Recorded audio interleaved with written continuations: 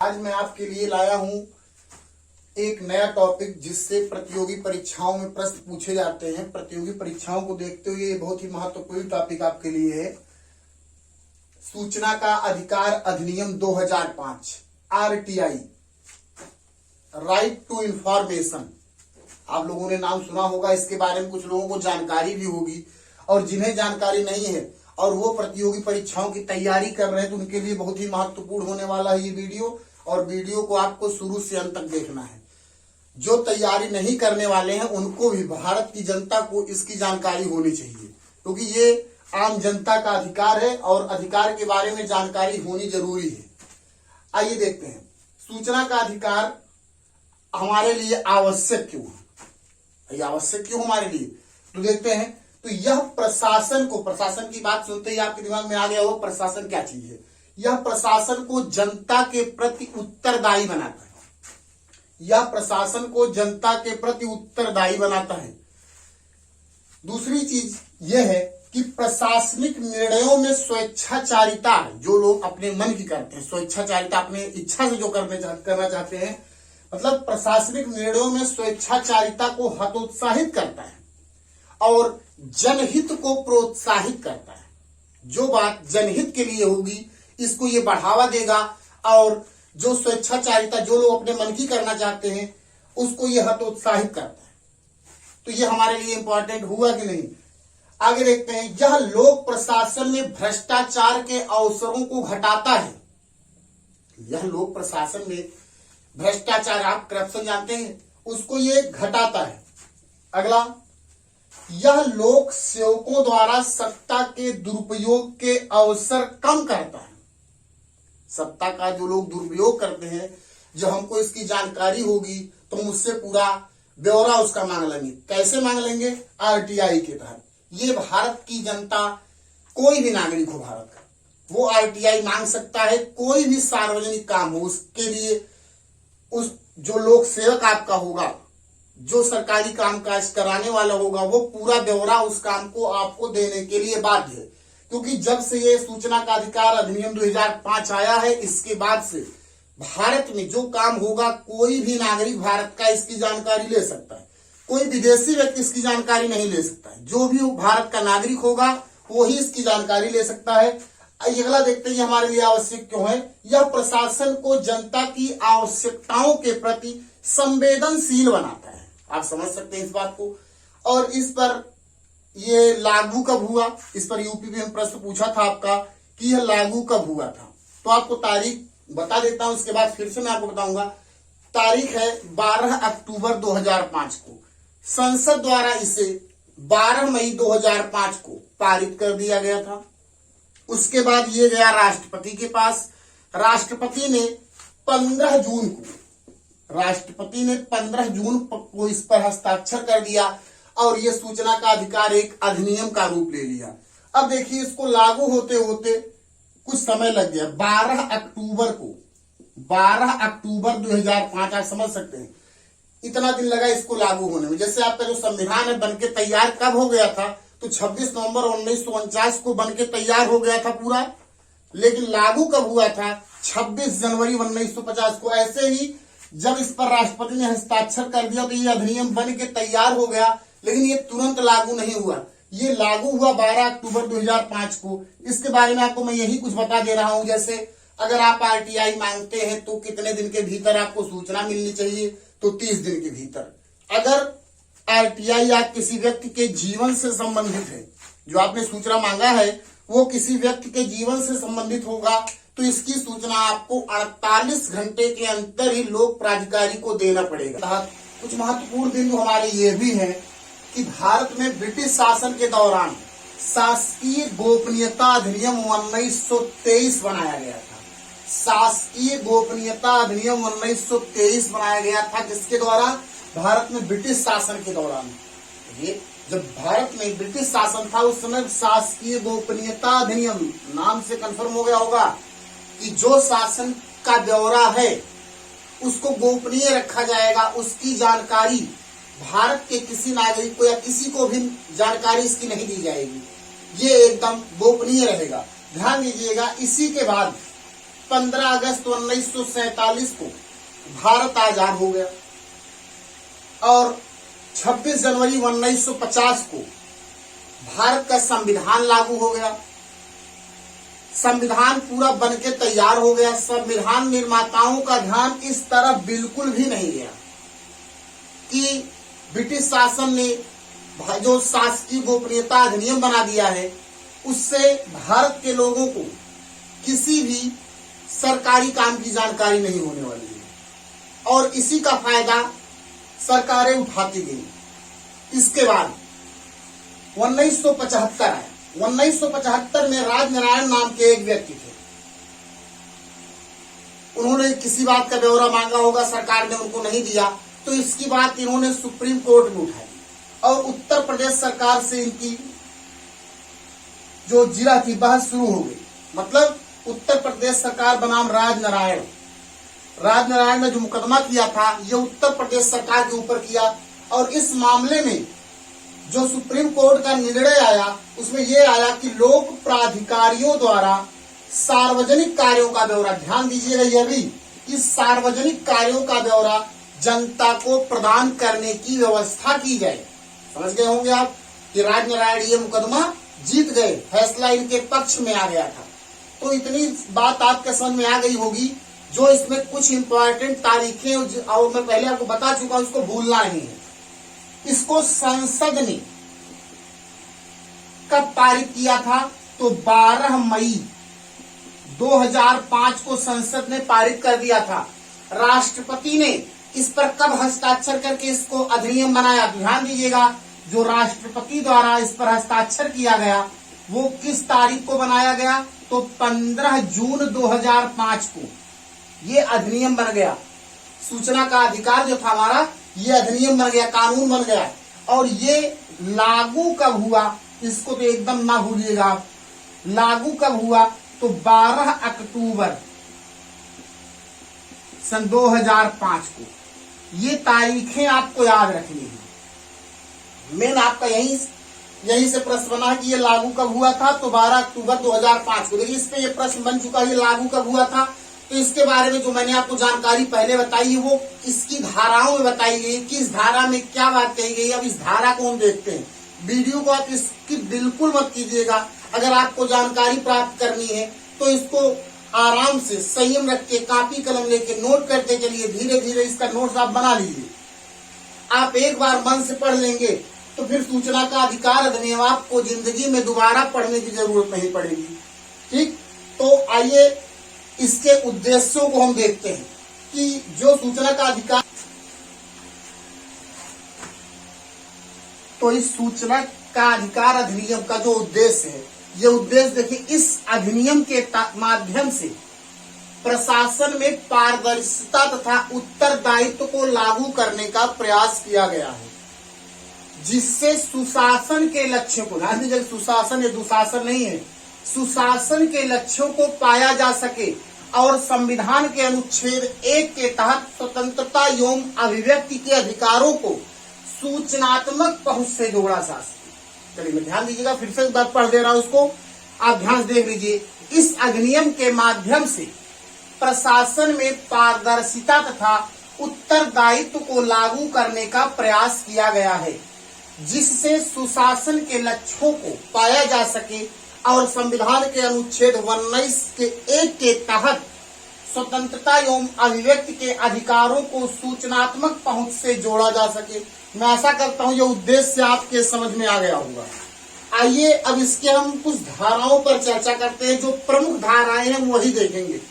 आइए, इस अधिनियम की धारा 3 ये कहता है कि सूचना प्राप्त करने का अधिकार किसको है। इसमें यह बताया गया है कि कौन व्यक्ति है जो सूचना प्राप्त कर सकते हैं आरटीआई के तहत। तो भारत के किसी भी नागरिक को इस अधिनियम के तहत विधिपूर्ण सूचना प्राप्त करने का अधिकार होगा। विधिपूर्ण सूचना, ध्यान दीजिएगा, विधिपूर्ण सूचना प्राप्त करने का अधिकार होगा। और इस अधिनियम की धारा 6 में यह बात कही गई है कि सूचना प्राप्त करने के लिए आवेदन की प्रक्रिया, आप कुछ आवेदन करेंगे तब आपको सूचना मिलेगी। बिना आवेदन किए आपको कोई सूचना नहीं मिलेगी। कि आप इधर फर्जी सूचना पहुंचाई जाए बिना आपके द्वारा मांगे इसको। तो अगर आप सूचना मांग रहे हैं तो क्या प्रक्रिया होगी इसके लिए? तो इसके अंतर्गत सूचना प्राप्त करने के लिए लिखित आवेदन किया जाता है, जिसका निर्धारित शुल्क 10 रुपए है, और ये शुल्क आपको स्टाम्प द्वारा पे करना होगा। और ध्यान दीजिएगा, ये सूचना अब इलेक्ट्रॉनिक माध्यम से भी प्राप्त की जा सकती है।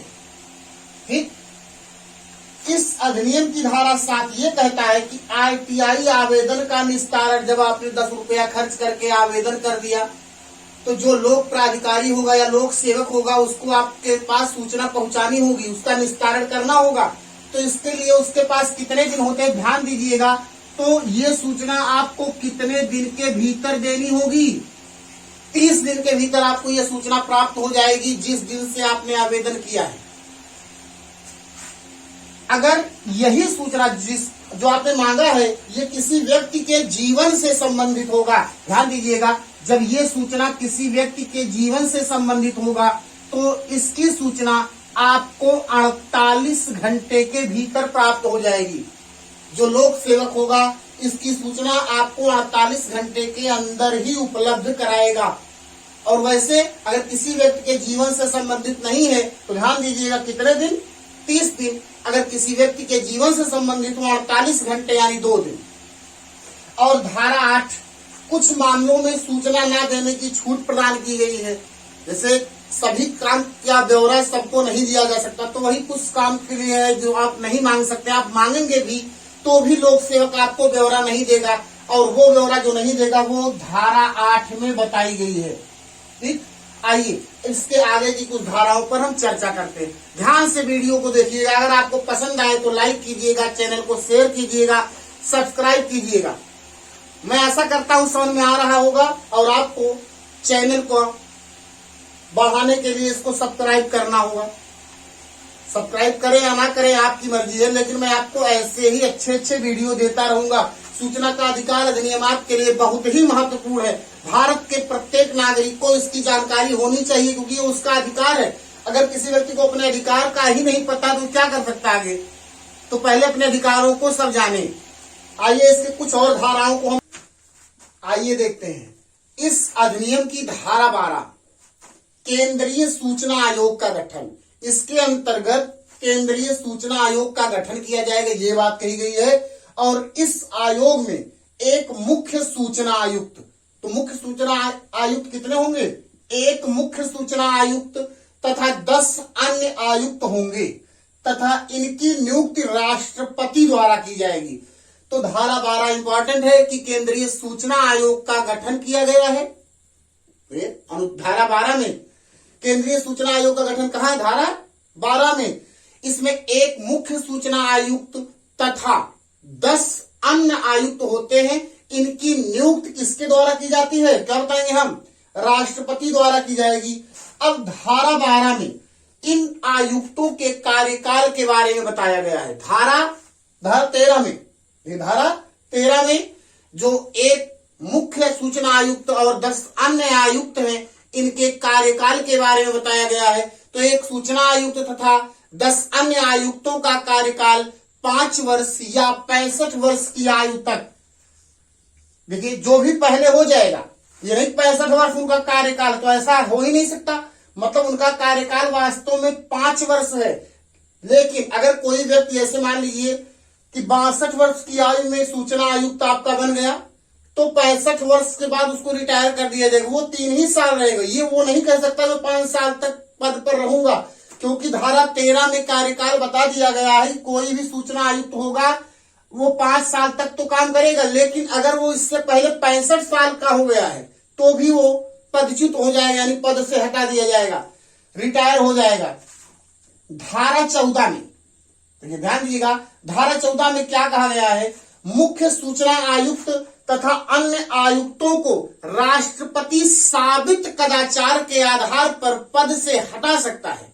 साबित कदाचार मतलब इनका व्यवहार गड़बड़ हो, ये अभद्रता करते हो, सूचना ना देते हो, तमाम तरीके हैं, तो साबित कदाचार के आधार पर पद से हटा सकता है।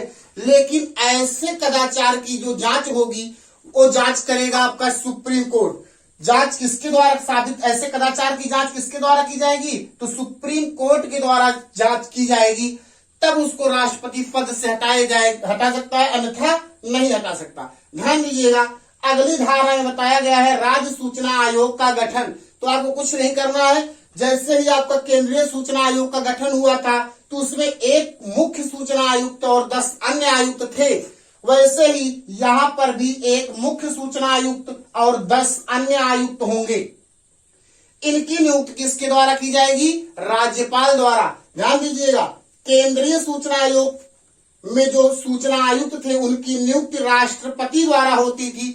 जब आपके राज्य सूचना आयोग के गठन की बात होगी, जो उसके सूचना आयुक्त होंगे उनकी जो नियुक्ति होगी वो राज्यपाल के द्वारा होगी, राज्यपाल के द्वारा होगी। ध्यान दीजिएगा, इनका भी कार्यकाल, जो राज्य सूचना आयुक्त हैं, राज्य सूचना आयोग में जो आयुक्त बने हैं उनका भी कार्यकाल 5 वर्ष या 65 वर्ष की आयु तक है। ध्यान दीजिए, उसमें कुछ लिखने की जरूरत नहीं, आप यहीं से समझ लीजिए कि जो मुख्य सूचना आयुक्त या 10 अन्य आयुक्त हो, चाहे वो केंद्रीय सूचना आयोग के हो या राज्य सूचना आयोग के हो, उनका कार्यकाल 5 वर्ष और अधिकतम 65 वर्ष की आयु तक वो बने रह सकते हैं अपने पद पर। ध्यान दीजिएगा, जो केंद्रीय सूचना आयोग के सूचना आयुक्त होंगे उनकी नियुक्ति राष्ट्रपति द्वारा की जाएगी, और जो आपके राज्य सूचना आयोग के सूचना आयुक्त होंगे उनकी नियुक्ति राज्यपाल द्वारा की जाएगी। उनको कौन नियुक्त करेगा? राज्यपाल। अगर उनको राज्यपाल नियुक्त कर रहा है तो जैसे ही केंद्रीय सूचना आयोग के आयुक्तों को राष्ट्रपति द्वारा ही पदच्युत किया जा रहा था, पद से हटाया जा रहा था साबित कदाचार के आधार पर, उसी तरीके से इनको भी हटाया जाएगा साबित कदाचार के आधार पर, जो राज्य में होंगे आपके। लेकिन इनको हटाएगा कौन? जो नियुक्त किया है, यानी राज्यपाल। और साबित कदाचार की जांच यहां सुप्रीम कोर्ट कर रही थी और यहां करेगा हाई कोर्ट। मैं आशा करता हूं आपके समझ में ये सारी बातें आ गई होंगी। चलिए इसके आगे की कुछ धाराओं पर हम चर्चा देखते हैं। इस अधिनियम की धारा 18, इसमें क्या बताया गया है? ध्यान से देखिए आप, सूचना आयोग के कार्य और शक्तियों का उल्लेख। धारा 18 में सूचना आयोग के कार्य और शक्तियों का उल्लेख किया गया। इनको क्या क्या कार्य है, क्या क्या शक्ति प्रदान, ये सारी बातें इस अधिनियम की धारा 18 में बताई गई है। इसके बाद धारा 19, सूचना न प्राप्त होने पर अपील करने की व्यवस्था। जैसे अगर कोई व्यक्ति किसी विभाग के खिलाफ सूचना मांगा और विभाग ने उसको सूचना नहीं दिया, तो उस विभाग के खिलाफ वो व्यक्ति क्या कर सकता है? ध्यान दीजिएगा, इसके अंतर्गत कोई व्यक्ति, यदि कोई व्यक्ति किसी विभाग से सूचना प्राप्त करना चाहता है और वह विभाग विधिपूर्ण सूचना नहीं देता है, तो ये विधिपूर्ण सूचना ही आप मांग सकते हैं, और वह विधिपूर्ण सूचना नहीं देता है, तो व्यक्ति द्वारा उस विभाग के खिलाफ सूचना आयोग से अपील की जाएगी। मतलब उस व्यक्ति के द्वारा सूचना आयोग से अपील की जाएगी, मतलब वो अपील कर सकता है, उसके द्वारा अपील की जाएगी। जब हम नागरिक हैं, हमने सूचना मांगा, हमको सूचना नहीं मिला, तो हम 30 दिन तक इंतजार करेंगे। अगर 30 दिन के बाद सूचना नहीं मिले तो उसके बाद हम क्या करेंगे? इसकी अपील करेंगे सूचना आयोग को कि यह अधिकारी हमको सूचना नहीं दे रहा है। अब ये सूचना नहीं दे रहा है तो इसके बाद अगली धारा बताएगी, धारा 20 में, सूचना ना देने पर लोक सेवक को दंड, जिससे हमने सूचना मांगा है अगर वो हमको सूचना नहीं दे रहा है तो उसके लिए दंड का प्रावधान है। तो क्या दंड है? यदि कोई विभागाध्यक्ष या उसका कोई जिम्मेदार अधिकारी जो सूचना देने के लिए नियुक्त है 30 दिन के भीतर सूचना नहीं देता है तो क्या होगा? 250 रुपए पर डे, मतलब 250 रुपए प्रतिदिन उसको जुर्माना देना होगा। और यह जुर्माना अधिकतम कितना होगा? 25,000 रुपए तक। तो आप अंदाजा लगा सकते हैं 100 दिन तक। तो ये 100 दिन तक उसके ऊपर जुर्माना लगेगा, और 100 दिन के भीतर अगर वो नहीं दे पाए सूचना, जुर्माना भी दे रहा है, सूचना भी नहीं दिया, तो विभागीय कार्यवाही होगी। तो उसके ऊपर विभाग कार्यवाही करेगा कि आप सूचना क्यों नहीं दे रहे हैं। अगर कोई विधिपूर्ण सूचना कोई भारत का नागरिक मांगा है और वो लोक सेवक नहीं दे रहा है तो उसके ऊपर जो जुर्माना लगेगा 250 रुपए प्रतिदिन, और यह अधिकतम कितना हो सकता है? 25,000 रुपए, और इसके बाद उसके ऊपर विभागीय कार्यवाही होगी। तो यही आप समझ लीजिए इसकी धारा धारा 23 में क्या बात कही गई है? धारा 23 में ये बात कह दी गई है कि अगर किसी भी लोक सेवक के विरुद्ध विभागीय कार्यवाही होगी तो वो न्यायालय की शरण नहीं ले सकता, मतलब उसकी बात न्यायालय में नहीं सुनी जाएगी। और आप ध्यान से समझ लीजिए, इस अधिनियम की धारा 24 में क्या कहा गया है? कोई भी भारत का नागरिक ऐसे विभाग से सूचना नहीं मांग सकता है। अगर वो सूचना मांगेगा भी तो वो उसको नहीं प्राप्त होगी। जैसे जो विभाग भारत की सुरक्षा में लगे हैं, अपनी बातों को गोपनीय रखते हैं, उनकी सूचनाएं विधिपूर्ण नहीं है, जो नहीं प्रसारित की जा सकती, आपको नहीं दी जा सकती, तो वो सूचना आपको नहीं देगा। ठीक, जैसे आप समझ सकते हैं IB या RAW, ये दोनों विभाग आपको सूचना नहीं देंगे क्योंकि ये भारत की गोपनीयता से संबंधित है। आप रॉ और एक पाकिस्तान की एक ऐसी कंपनी, का नाम उसका जो ISI, शायद एक मूवी बनी थी, सलमान खान और कैटरीना कैफ। सलमान खान रॉ के ऑफिसर थे और कैटरीना कैफ ISI की थी। ध्यान नहीं है मूवी का नाम क्या था, तो ऐसे ही था। तो आप सारी बातें समझ गए होंगे। अगर वीडियो पसंद आया हो तो लाइक जरूर करते जाइएगा। ठीक, शेयर कर दीजिए इसको। अगर आपने अभी तक हमारे चैनल को नहीं सब्सक्राइब किया है तो सब्सक्राइब कर लीजिए। मैंने आपको पूरा बताया, अब आपका दायित्व है गुरु दक्षिणा में। चैनल को सब्सक्राइब कर लीजिए, 2-4 लोगों से सब्सक्राइब कराइए जो व्यक्ति पढ़ने वाले हो, जो जानकारी लेने के इच्छुक हो। इसको सभी ग्रुप में शेयर कीजिए। जितने भी आपके पास शेयर करने लायक ग्रुप है या जो भी है, आप शेयर कर सकते हैं। मैं बहुत आपका आभारी रहूंगा। चलिए, बहुत बहुत धन्यवाद वीडियो लास्ट तक देखने के लिए। जय हिंद, जय भारत। मैं ऐसे ही आपके लिए वीडियो लेके आता रहूंगा।